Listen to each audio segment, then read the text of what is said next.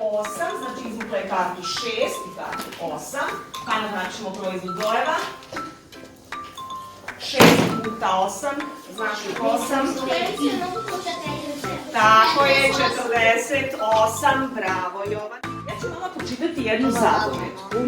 Ako se ispod tog broja koji ste vi dobili nalazi rešenje te zagonetke ili odgonetka, onda možemo biti 100% sigurni da smo zadatak uradili koliko ukupno ima bojica. Znači na stolu su 3 kutije sa po 10 boja. I to je jednako koliko, Stefane? Bravo, Stefane, ova zagonetka glasi: ceo dan ide, a nikud ne odmiče. Šta je? Šta to ceo dan ide, a nigde ne ode?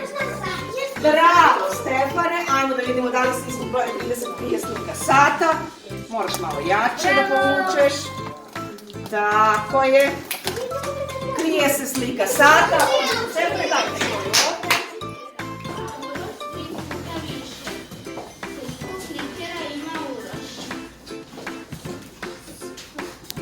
Petar ima 2 klikera, a Uroš 3 puta više.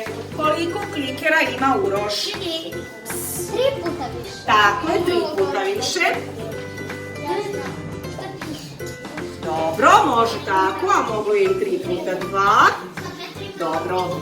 A Petar je dobio da Uroš ima 6 klikera.